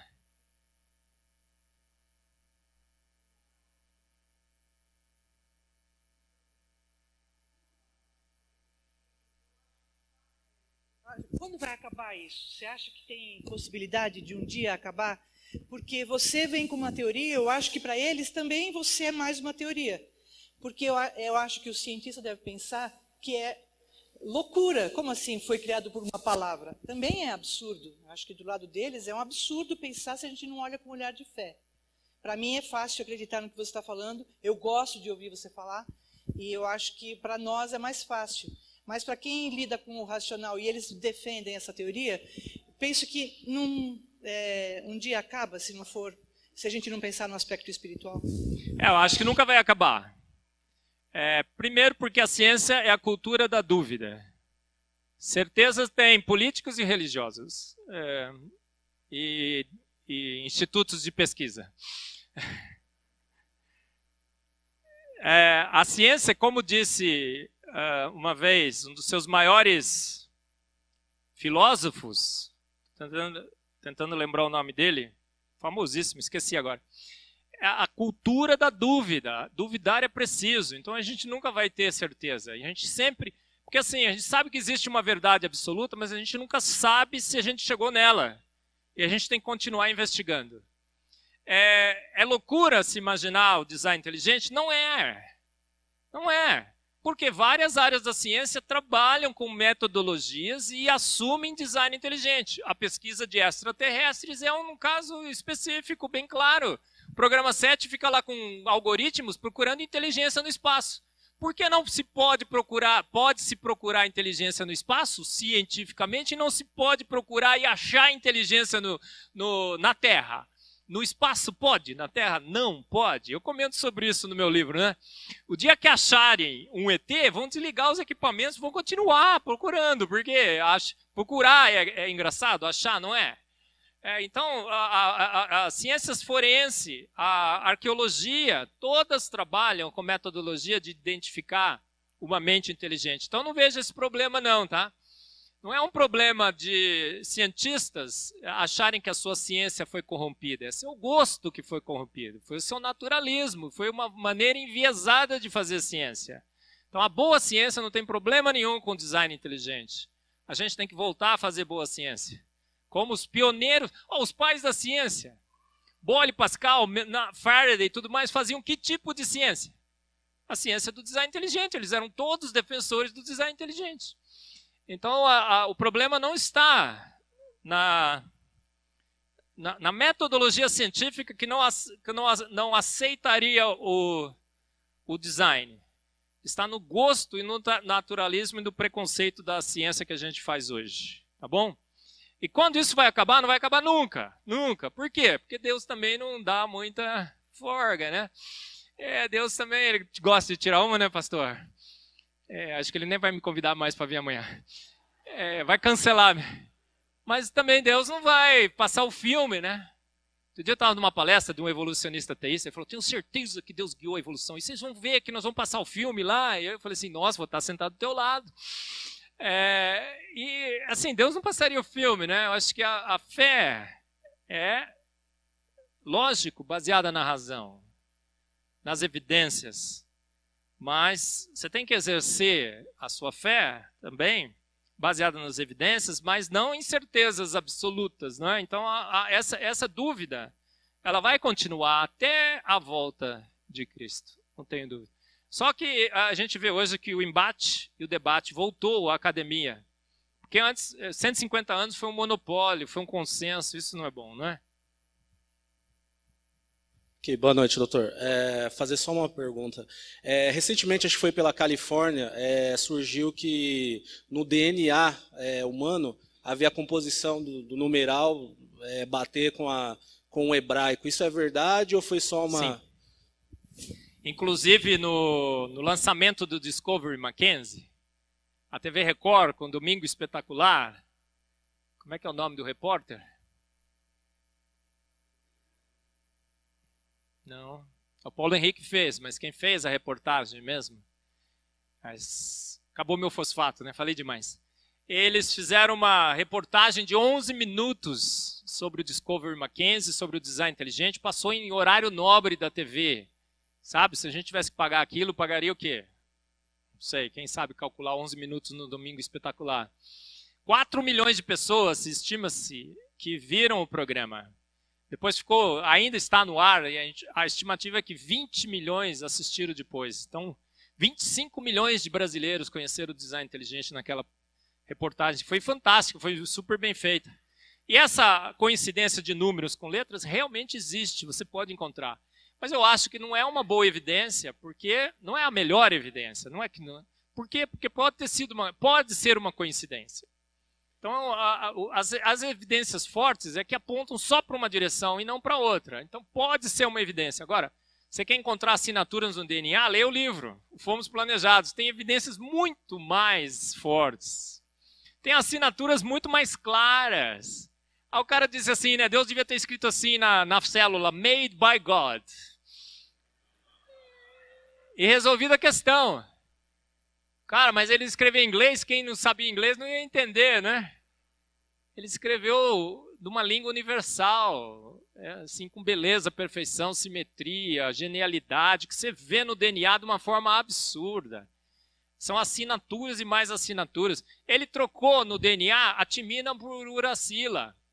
Ele trocou a ribose por desoxirribose. Não foi? Não foi? Ele sabe química? Assinaturas claras de uma mente extremamente inteligente. Eu falo no livro sobre isso também.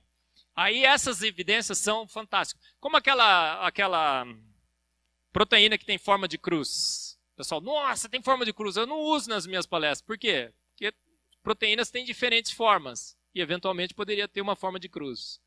Então não é uma evidência muito boa. Tá? A gente usa outras bem mais poderosas. Está no livro.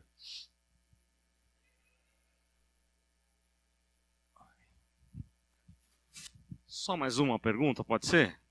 Porque assim como o assunto é interminável, as perguntas serão intermináveis, né? Então eu vou pedir para a Cezira fazer a última pergunta. E quem quiser amanhã, quem sabe pode perguntar, né? Nós teremos mais amanhã também. Doutor, Oi. eu quero falar sobre material didático numa linguagem para criança, para adolescente. A gente sabe que as escolas confessionais, as adventistas, Mackenzie, oferece essa visão. Mas a gente sabe que a maioria das escolas impõe o evolucionismo em material didático, evolucionismo como verdade absoluta. Não apresenta ela como ciência, né? Então, o senhor pode falar algo Claro. de onde encontrar, né? Se tem um grupo já desenvolvendo esse tipo de material com uma metodologia adequada? Sem dúvida, o Mackenzie, o NASP, Unievangélica já preparam esses materiais, usam pelo Brasil todo. Agora o Discovery Mackenzie quer trabalhar junto com a Universidade Mackenzie para rever também o seu material à luz do design inteligente. A gente acha que tem que ser ensinado ciência, na aula de ciência, sem alusões a quem seria essa mente, porque eu acho que aí seria desonestidade do ponto de vista científico. A gente tem que apresentar as evidências de que foi uma mente inteligente e discutir essa questão de quem seria na filosofia e na teologia no lugar certo, tá? Colocando todas as coisas bem no lugar adequado, fantástico. Acho que é assim que a gente tem que fazer. E então a gente vai trabalhar nesse sentido. E o que nós temos feito? A gente tem promovido, propagado, divulgado o design inteligente, porque a gente quer ganhar a academia, quer ganhar o MEC, quer ganhar os formadores de opinião. E quando isso acontecer, aí o design inteligente realmente vem com toda a força. A gente quer que o próximo presidente da República seja um defensor do design inteligente. E que isso seja verdade. Amém. Eu não sei quem vai ser, mas que seja um defensor do design inteligente. E a gente vai estar melhor na cena, né, se isso acontecer. Tá bom?